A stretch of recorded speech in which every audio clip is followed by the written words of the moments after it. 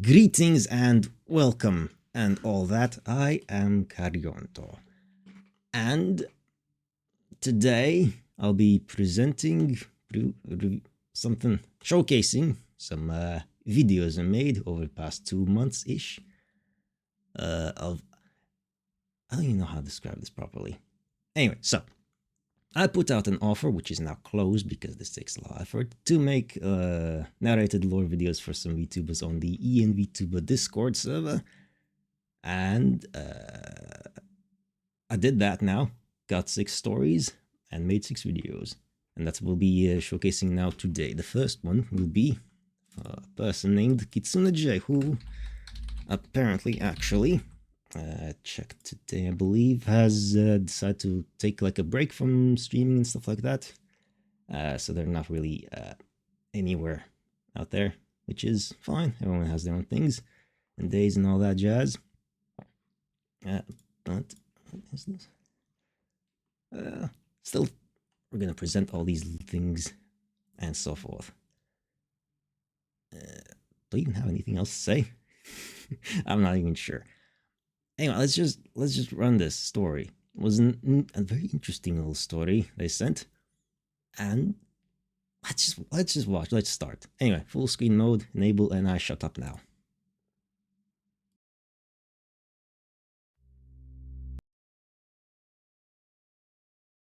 Oh, come on, YouTube, don't buffer on me now. There we go. In the beginning, there was a singular 9-tailed fox, the progenitor of the fox species. She was elegant, but lonely. She wanted to be among the humans, but was rejected for being different, and thus decided to rebel against them by luring them back to her den and devouring them. Eventually, she would come across one human who followed her back while in her human form, and when she revealed herself for who she truly was, unlike the others who tried to run or fight back, he accepted her. She was taken aback by this event and could not bring herself to devour him, but rather felt something change in her heart. She let him go, and they would meet up once a week in secret. She found herself falling for this human, and he had felt the same. Eventually, they had a child, and that child would be named Kitsu. The child was a hybrid fox-human, and just like their mother, they had 9 tails, pure white-silver hair, and inhuman powers. Along with that, they were able to both transform from fox to human form. However, generally stayed in their human form due to their father. The day of Kitsu's 18th birthday, the other humans found out what their father was up to and attacked the den, capturing the father and bringing him back for execution for siding with another species. This enraged Kitsu, and their opinions of the human species completely changed. Kitsu decided to seek out power, and in their search for it, they came across an earthbound demon who agreed to grant them powers beyond what they could imagine in exchange for their soul.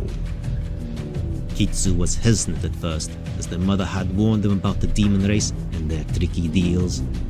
However, their anger towards the humans and determination to save their father in the end made them agree. A deal was made, and as it was sealed, Kitsu's hair gained glowing red tips to signify their deal, as well as a necklace around their neck with a gem containing the newfound power. After this, he headed to the humans' camp to rescue his father. In a long fought battle between Kitsu and the humans, Kitsu was overpowered by the sheer number of them and gravely injured. In the end, they were not able to save their father and had to retreat, but not without taking out a large number of humans beforehand.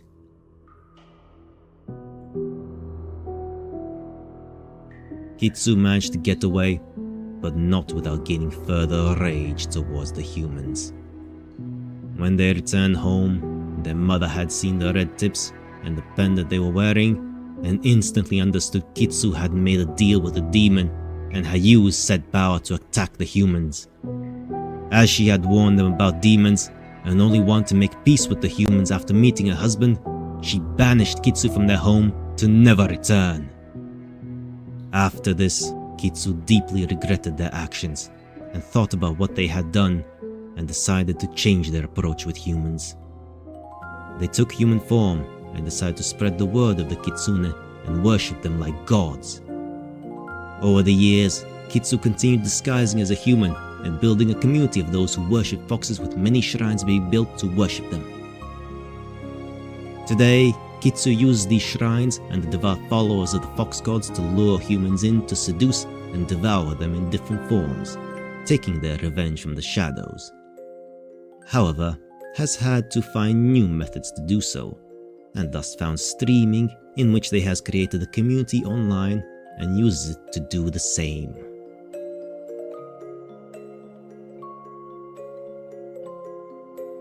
And that is the story of Kitsune J. A bit of whiplash there at the end, suddenly streaming is involved, but that's fine. And yes, this one was quite fun to edit and figure out all the little things. The music transitions. The action music was nice. What the hell is it recommending me? This channel does not follow anything or watch anything, so it doesn't know what to recommend me. That's fine. Anyway, let's set this to public now as well. Blip. And there we go. That was Kitsune J, a Foxian spirit who's now resting now due to some online drama, I believe it was. I didn't get into details, that's fine. And I really don't know what to say. It's just a lot of like, there's always just a bunch of editing. It was fun to try and put these, figure out different ways to present the text on screen. Found that there's the write-on mechanic there, so that was neat to mess around with it a little bit here and there. I like little subtle details, like some bits disappeared a bit slower than others. And yes, I do all the editing here, all the narration. It's in the credits, there's a description and everything. Like, I do video editing when I need to. I don't like doing it, but I need to here, so I did it. And yes, now, that was fun. Next up, we have Tyria the Elf. Oh, this one was fun. Okay, so Tyria sent in more like a bullet point rather than a proper story, but it was detailed enough that I felt a sense of, okay, there's sci-fi elements, so I got the sense of this really feels like it should be like a Star Wars text scroll, and so that's what I did. Found how to do that, and then found some footage in the background. It's kind of short, so don't blink or you'll miss it. But let's just begin. And I found some really awesome music for this to go along with. Anyway, yes, let's present Tyria the Elf. This little cutesy little gal who is quite terrifying, as you'll find out through this story. Anyway, let's begin. Let's begin. Actually, I could change things so. Yeah, Tyria the Elf. Not Ekf, but Elf. There we go. Capitalization, all that. It's fine. Now, let's begin. Like I said, very short. So pay attention or you'll miss it. 1, 2, 3. Tyria the Elf. Fucking hell, YouTube, stop it. Stop buffering. God damn it, I really should have done this. Just play it in the MK, in the thing. Might do that. God damn it. Okay. Yeah, it does that. Oh, it's now just frozen up. Great. Good job, YouTube. Alright, it's just frozen up. Alright, change of plans. I'm gonna switch over to... Where's the VLC? Where's the VLC player? Alright, VLC, just open that thing up. Let's switch over to... Where's the browser thing? Switch over to VLC player. There we go. And now where is... there we go. Tyria. Oh, fuck's sake. Why is it splitting it now? Okay, exit that, exit that. Pause. Oh, showing it. Why is it not showing the video feed? Oh, for fuck's sake, it's supposed to work normally. How you doing, VLC? Oh my god. I don't know how this works. Why does it... that's the thing with live streams. They are a mess sometimes. Okay. Media player. Do you work? What is this one? I don't even know what this is. Okay. Let's try this one. What is it even called? Media player. Okay, disable that, enable that, and Microsoft Media Player. Okay, you work now. Yes, no. There we go. Tyria, the elf. Tyria was born on the space elf homeworld of Stjor, where she pursued a peaceful life. However, beings of great magical power that the elves were, capable of both healing and destruction, they were not without enemies. Tragedy struck, a terrible war brought from beyond their world. Tyria's home was reduced to ruin, and her people brought to the brink of extinction. Filled with sorrow and rage, she set on a path of vengeance for her planet and people. Her enemies would know the same suffering that she endured. Tyria's wrath and cunning knew no bound, and soon her enemies were slain and their planet destroyed. All others who opposed her were made to kneel or die. After years of reigning as the greatest warlord in living memory, and her hunger for revenge sated, Tyria grew weary of such a life. With no home of her own to retire to, Tyria chose the untouched earth and settled down as the owner of a cozy coffee shop. Now she hides her past self on this peaceful world, careful not to let her enemies find her, lest the new age of war and destruction should begin. So, like I said, pretty short, but I think that got the point across. A fucking coffee shop at the end there. That's always fun when they throw you for a loop like that. But yes, like I mentioned, the story was presented to me in like bullet points rather than like proper story. So I kind of rewrote the whole thing and added a dramatic flair with the language and all that, with the revenge and kneel or die and stuff like that. Obviously with their permission and everything. And I think it worked out well. It was nice.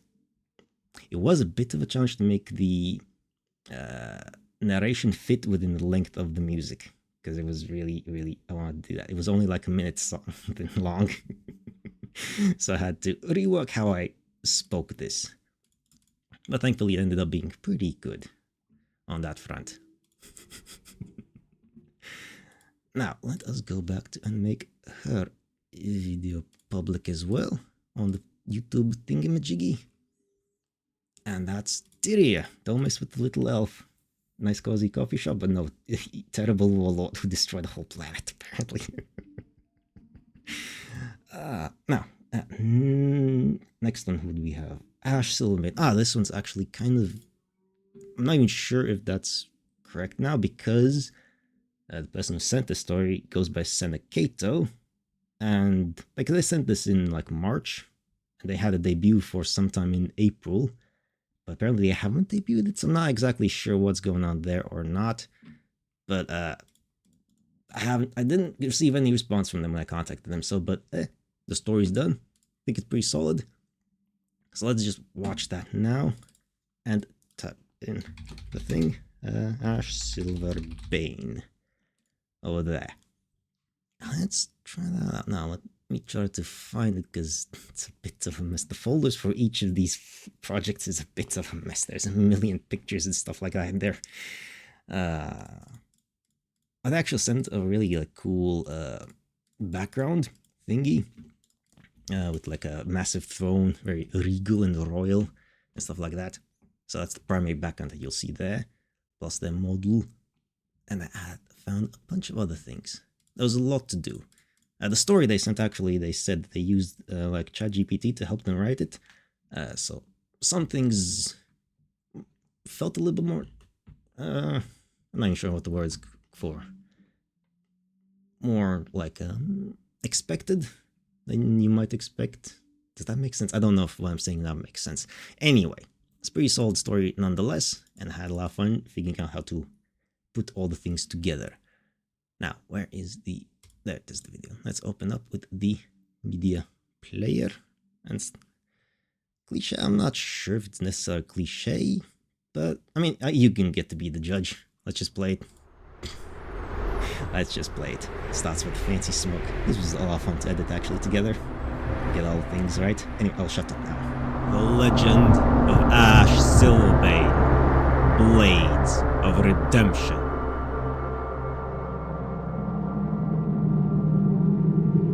In the realm of Arcturus, where the northern winds whispered secrets of old, and the land was blanketed in eternal snow, there lived a noble lord whose name echoed through the annals of history.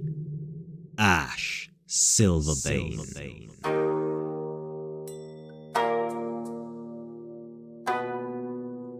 Born of the union between man and Arctic fox, Ash was destined for greatness from the moment he drew his first breath. As a young cub, Ash displayed an uncanny talent for the blade, his reflexes swift as the winter breeze, and his strikes precise as the northern stars. Under the tutelage of his mentor, Master Kuragane, Ash honed his skills with the katana until he became a true master swordsman. With each passing year, Ash's legend grew, his prowess in combat earning him victories on the battlefield and the adoration of his people. It was said that his swordsmanship was unmatched, his every movement a dance of death that left his enemies trembling in fear. But beneath the veneer of his noble facade lurked the darkness that threatened to consume him. The presence of a demon hellfox bound him through a curse forged in the fires of ancient magic. During one of his greatest battles against the forces of darkness that threatened Arcturus, Ash's world was turned upside down. In a moment of desperation, the demon within him stirred, its malevolent presence seizing control of his body and unleashing a torrent of hellfire upon his enemies. With his mind clouded by rage and his heart consumed by darkness, Ash fought a battle on two fronts, one against the enemies that sought to destroy him, and another against the demon that threatened to consume his very soul. Though he emerged victorious, the cost of his victory weighed heavily upon him. Haunted by the knowledge of the darkness lurking within him, Ash embarked on a quest for redemption, determined to rid himself of the demon's curse and reclaim his honor. Armed with nothing but his katana Kitsune and his unwavering resolve, Ash journeyed deep into the heart of the frozen wilderness, facing trials that tested his strength, his courage, and his very humanity. Along the way, he encountered allies who aided him in his quest. A wise old sage who imparted upon him the wisdom of the ages. A fierce warrior whose loyalty knew no bounds. And a gentle soul whose kindness warmed even the coldest of hearts. But for every ally he gained, there were tenfold enemies who sought to stop him at any cost.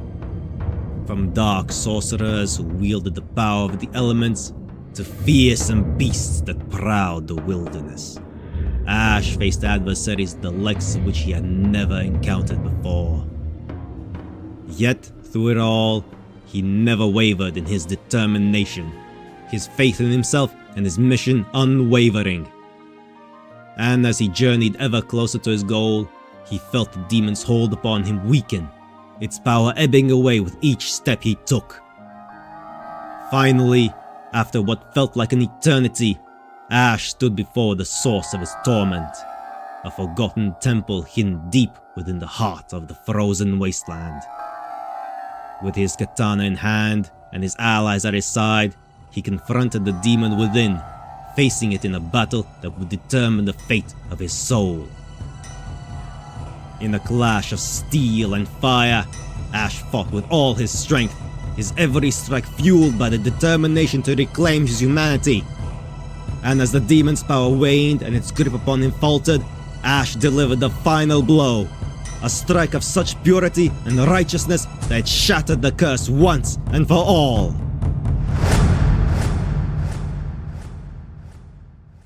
With the demon vanquished and his soul finally free, Ash emerged from the temple a changed man, his spirit lighter than had been in years. And though his journey had been long and arduous, he knew that it had been worth it, for he had reclaimed not only his honor, but also his destiny as a true hero of Arcturus.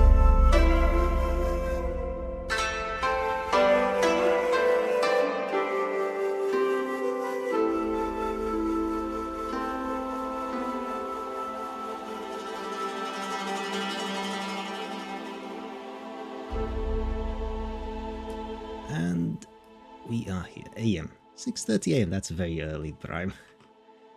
Well, you missed half of the videos so far, but it's fine, this thing is going to be archived anyway. And in fact, the next one's going to be yours, but yes, I guess going back to it a little bit, since this story was written with the assistance of like an AI tool, I guess you could say it was a bit cliched, but cliches are fine. There's a reason they, stick around. It's how you deliver them. I think I did a pretty good job here. I always try to deliver things with as much emotion and stuff like that as I can. Properly. But yes, that was Ash Silbane, also known as Senecato. I'm not sure if he's switched over or not. I haven't been in contact with him at all. I have not received replies, but it's fine. The story's here and it's fine. It's good.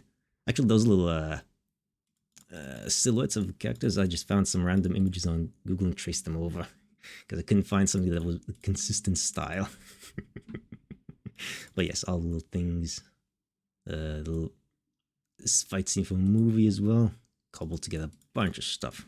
I always try to make it seem relatively seamless or something like that, but that's fine. Sometimes, but yes, anyway, next up is Prime Time. This one will also be somewhat shorter. PC's been well, that's fine then. But yes, Prime Time. A bit more involved with the process of developing this than the others so far, because I got like we were, discussed about things, throwing ideas around how it would be presented and things that should show up there and stuff like that I got. Because my initial, I thought this was gonna be, when I read it, actually I forget what my initial thoughts were because the subsequent ones took over. So never mind that train of thought. That's how it goes sometimes. When I try to think, I fail. But yes. Oh yeah, right. Also, Brahim has a little, I guess, AI companion thing. You missed 3 so far. But that's fine. As I said, this will be archived, and each of them will be visible on the channel later on as well. Oh yeah, right. Let's make that public as well. Silbine's thing, public. There we go. That's that. Good. Now 3 remain. Yes. Brime. This one's also somewhat shorter, but that's fine. You don't need to be long. Actually, had quite a fun editing this one, figuring out some things, like how to reverse certain images and various effects. With each of these that I make, I'll learn something more about editing. Skills that I probably won't ever end up using, because editing videos is a massive pain, to be honest, and I don't like doing it, but the results are nice. But yes, I'll just mainly stick to audio, most probably, because that's a lot more straightforward.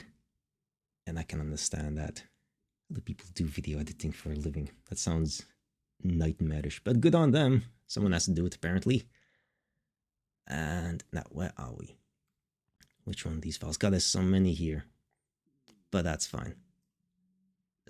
So, this one has a more, I guess, mellow tone.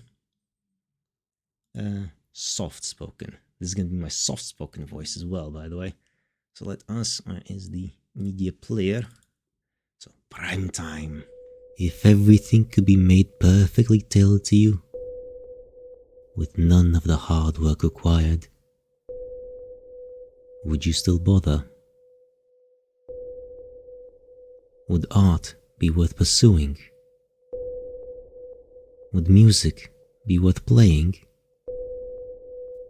Would movies be worth making? In a distant and foreign timeline, where everything is autonomous and AI generated to near perfection, the pursuit of making music, movies and art is all but lost to time. However, in the pending heat death of the universe, a curious spark ignites inside a young soul. A folly, a desire to pursue art and music. All foolish endeavors.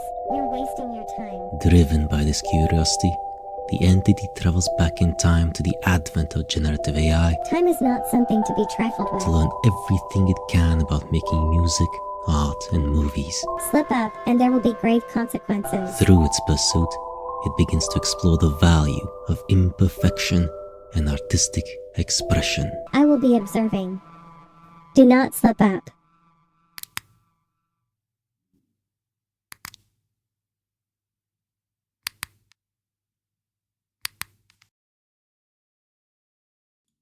And that's that. Told you it was going to be short, but I had a lot of fun with this one, putting all the things together. Indeed. IFW. I don't know what FW stands for. I'm not in the modern lingo, honestly, but sure. This was great. And yes, the little Eco, she's called. The eyes, that was a neat little addition I came up with at the end there. Sure, okay. Sure. A modern take on that. Alright, but yes. So, what else do I have to say? Oh yeah, right. Lots of little details that just kind of go by in like a few seconds there. But yes, like I said, it was very neat to have the voice of Eco that Prime gave me to like add a little bit of another, tone to it, instead of just being, mellow narration of, things are kind of depressing and whatnot, but like, add a little menace there, an AI there. That was fun. That was a fun little addition that we figured out together there. And yeah, indeed, it was very fun to make as well. And that's Prime Time's lore thingy, a time traveler. The first one. So far we had 2 fox people, Kitsune J and Ash Silverbane. We've had Tyria the elf, a space warlord, Prime Time, a time traveler, and next we have Queen Ophelia, an orca dragon from somewhere. Specifically from below the oceans and everything else. And there we go. I accidentally messed up my OBS window docs, and I was a little panicked there. But anyway, yes, Queen Ophelia. Her story was very honestly kind of unexpected in some ways. A lot more. I'm not gonna spoil it, but it is a very fantasy story, fairy tale type of thing, and that's what I tried to go for with, as well as the music I found for it. Actually, in fact, I found one artist who puts out a bunch of royalty-free music to do all of it, so there's some kind of at least coherence throughout that. Hopefully, at least it sounds coherent to me. But anyway, let us begin with Queen Ophelia, the little orca lass. Not really a lass, a titan, apparently. But yes, let's begin. Hello. Story music. It was fun. It's literally called Storybook, I think. Storyteller. Anyway. Once upon a time, the world was ruled by giants. Beings known as titans with incredible powers that helped them control nature and the world around them. And among these titans, there was the mother titan herself, Gaia, who gave birth to a very strange being who the mortals of her world named Ophelia, with the tail of an orca and the horns and wings of a dragon. But when the gods found out about the newest member of the Titans family, they cast her away into the sea, where the god Oceanus took pity on her and raised her as one of his own. As time went on, the little Titan began to grow and adapt to her world below the surface, but she still wanted more. She knew that there was a world above her ocean home, but she wanted to know what was out there and why Oceanus always dissuaded her from going up there. So one night, as the Titans fell asleep, she snuck out and landed on the beaches of Girasol, where she could finally see what the world that her father was warning her about was like. As the little Titan explored, however, her footsteps rumbled and shook the ground beneath her, causing much disturbance in the area. So much so that eventually the word of her got out to the king. Your Majesty, One of his guards cried out. we've just received word that there's a giant running amok and causing havoc in the outer village. A giant? He repeated, not believing a word of what they were saying, but still getting up to see for himself. Maybe the giant could be of use to him. Now this I have to see. So off he went, and lo and behold, they were right. There was a giant, just standing there. Well, okay, she wasn't really standing, more like sitting down and eating some of the glass from some poor peasant's mansion. Hello, up there! The king shouted before watching as the poor deer choked on the glass she was eating.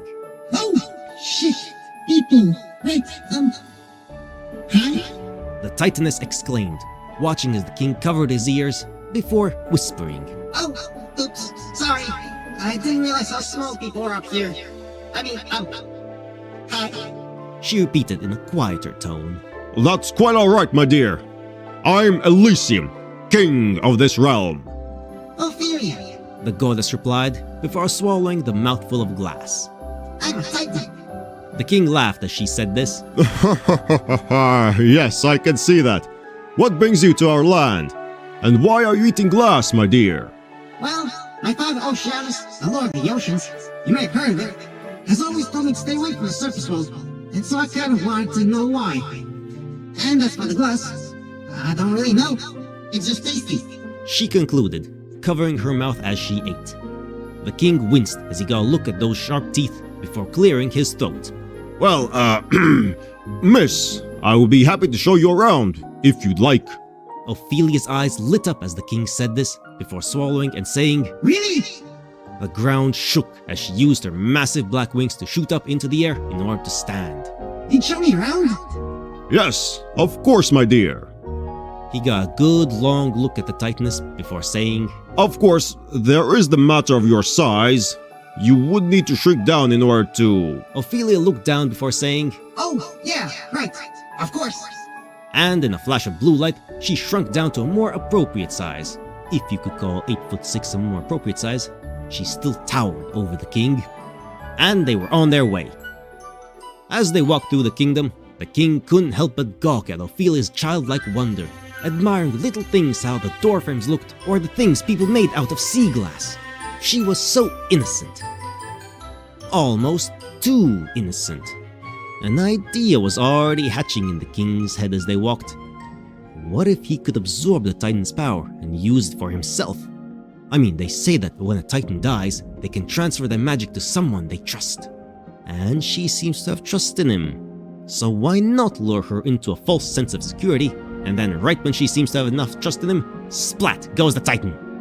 Yes, this could work. And so he did just that. Or at least he tried to.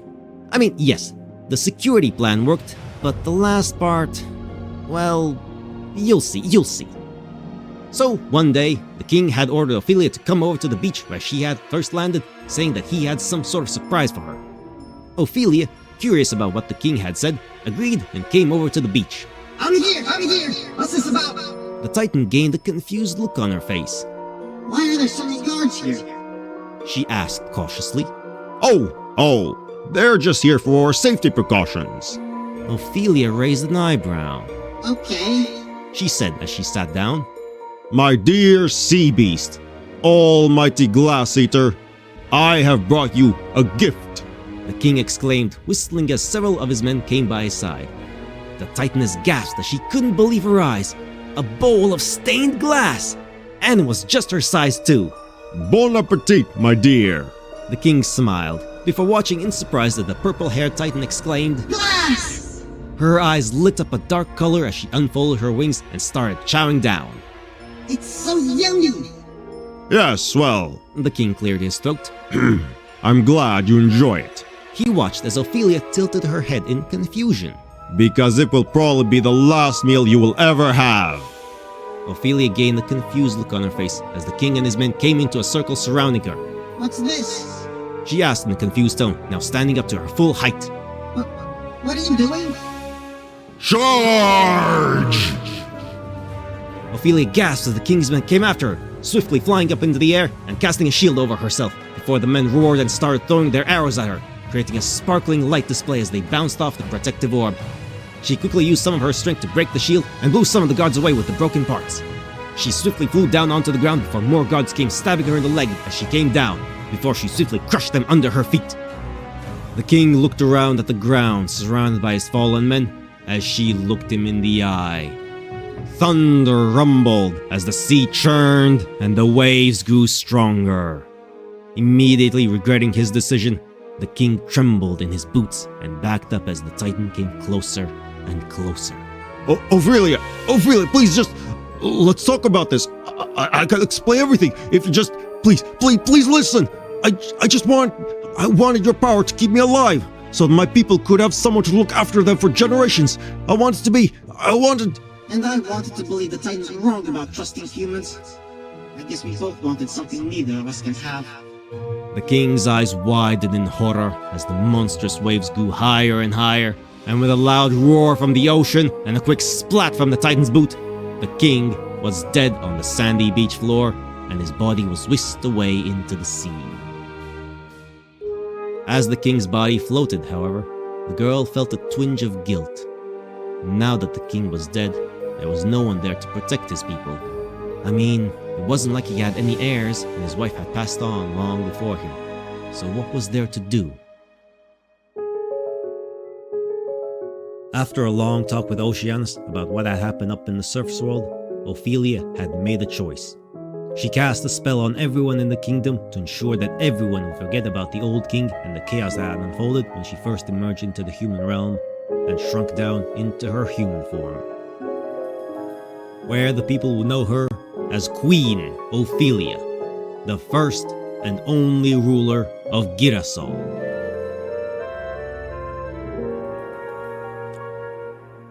And that was the fantasy story of Queen Ophelia. Maybe that's fine. I typically I like to voice everything myself, and if I want to add other people, I prefer to get the actual people involved. Plus, it's fine. Anyway, yes. But yes, that was the fantasy story, medieval fantasy style, because morally questionable ending, honestly. Erase people's memories and just take over as the supreme ruler. But sure, that's fine. Also, did anyone notice as the frame changed? It is. That's what she was going for as well when she wrote it, as a classic folk tale. But yes, I used the frame elements that you saw in the thing, these things, from her design. The tail of the orca, the wings on the side there, and some other elements that she had on her thing for these little bits that appeared gradually as the story unfolded. That was a lot of fun as well to figure out to do. Also, in the visuals, the water pixels effect makes anything look like a nice little painting, like just fits anywhere, and that's really nice. That's really, really nice to have discovered that. Allows me to turn any regular picture into a thing. But yes, it was a bit of a shame I couldn't get her to voice it herself, because I wanted to do that, just like with Spartan Tacos, where I did manage to get him to voice his own lines there, because that adds a certain element from like a first-person perspective like that. But I think I managed decent with the voiceful to give it like goddess-sounding type of voice. It actually is one of the voicefuls that's literally just named Goddess. because I have a use for various voice filters. But yes, that was Queen Ophelia. And last but not least will be Sleepy Astroboi. Now, this was very different to work on than the other ones because I didn't really receive a story so much as fragments of lore to piece together and figure it out.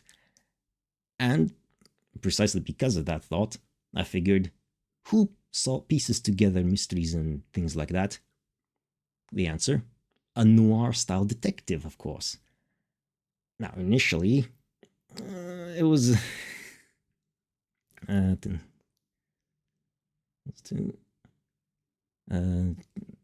those things. Stream dials can read channels too. Probably, I'm not sure how that works. Well, I'm not really familiar with all these social media things and tagging people and stuff like that. But I'll try to remember that. Maybe. But yes, Sleepy Astroboi. So initially, it was kind of difficult to figure out what to do exactly for him. But later, he sent in all the little video footage of like his things that he puts on his videos, where he does like music and stuff like that. And he does like decent music. It's pretty cool to listen to as well. And so that allowed me to just figure everything out and piece it together. So every little bit of video that we're gonna see next, video element, was made by Astroboi himself, which is really cool. It means I don't have to credit a million little things as well in the description. But yes, let us go. Let us see what I did here. As I said, a bit different than the others, but it's gonna be, hopefully, it's gonna be interesting. What even is that? Right, I have those things set up. I forgot about those. Anyway, there you go. Let's see. What is Astroboi? Come in! You must be about 3:30. Well, 3:24 precisely, but whatever. Sit down. Let me get the files for you. The Astroboi case, right? Oh, that's a doozy. A real head scratcher, that one, I'll tell you. Now, let's see. We've been getting this strange footage every now and then, broadcast from an unknown location. Tech boys can't pin it down at all. But that's just the start of it. Now, what it shows is this fella right here. Your Astroboi. He's got a badge with the number 52 on. Don't know the significance of that, though. Maybe there's 50 other space folk out there. Or maybe he just likes that number. Now, there is this other fella in this footage. Same suit and everything, down to the seams and all, but with number 8 instead. Both these facts suggest there may be more of them, and that someone manufactured those suits. But nothing we know of matches the designs. At least, no info we can get hold of. Never rule out some private billionaire or secret government project doing something weird. Now, spacesuits, you'd think spaceship, right? Nope. Space train. It looks like a generic subway train, but with a bit more of a sleek space-age design got it going. Again, no direct matches with any known technology or designs, so we're kinda just stuck there, guessing again. But what matters more though, is how it's traveling. See this structure here? Some kind of construct made up of millions of little squares floating about in a tube-like pattern in space. Could be one of those Star Trek or whatever portal thingies, or aliens, or magic, I don't know, why not? Now, things keep getting more interesting. See, 52 and 8 seem to have gotten separated at some point. Some of the footage shows 52 being abandoned on a rock, another of both getting blasted away by an explosion, and this one of 52 going towards 8 one moment, and the next 8 just vanishes. They've got some kind of relation going on there, just not enough for us to figure out exactly what yet. Alright, I'm gonna have to throw you for a loop now, more than I've already done.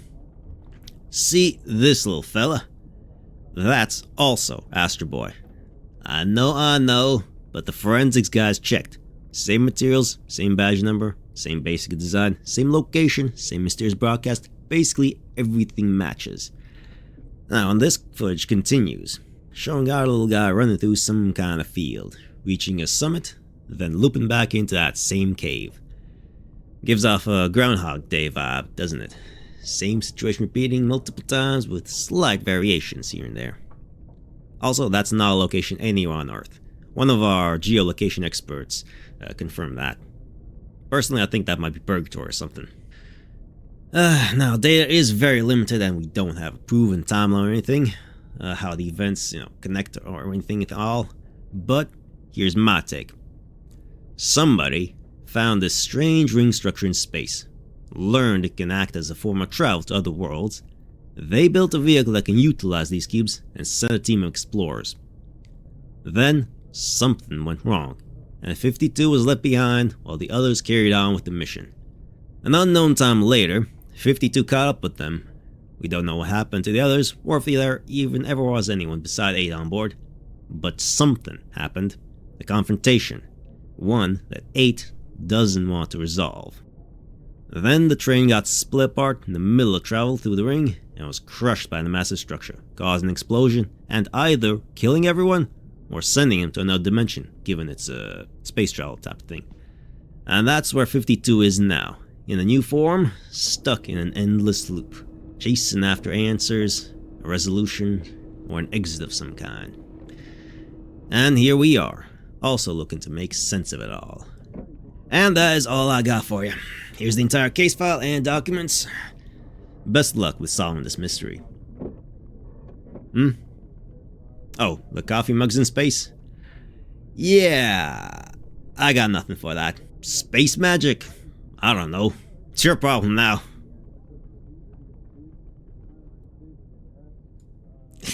What a way to end there.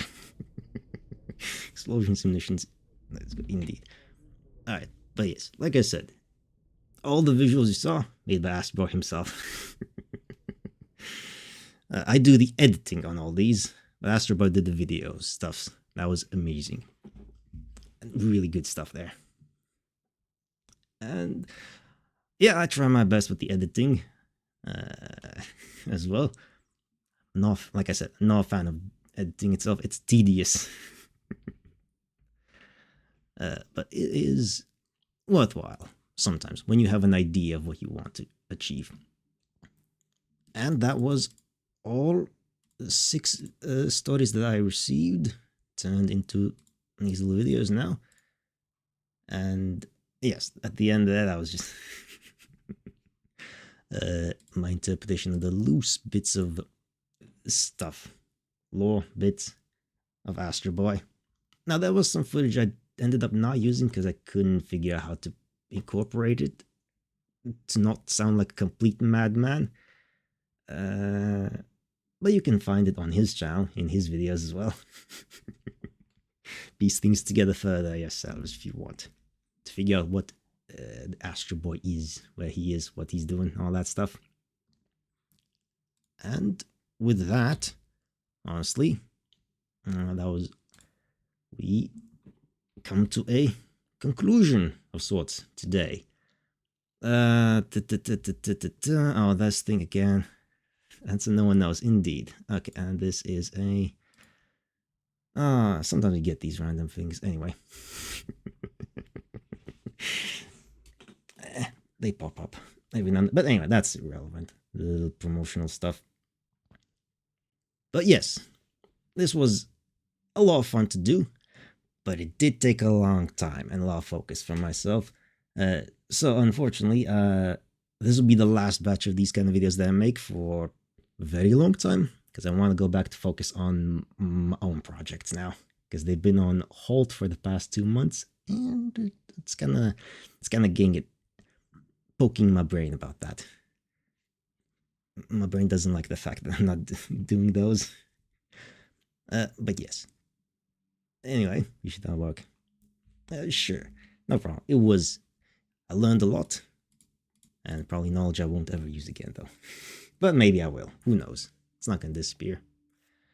But that's that. Thank you all for being here and watching this. As I said, all things are now publicly viewable on my other channel, Bob's Reading Corner, where I do these things.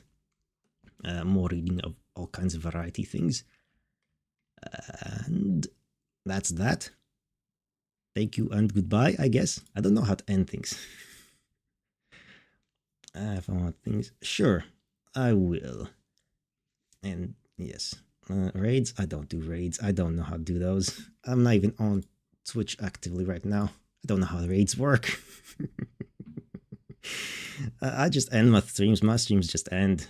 I don't do raids. Anyway, bye-bye everyone. And see you all in the future thingamajiggies. Maybe. Anyway, ta-ta.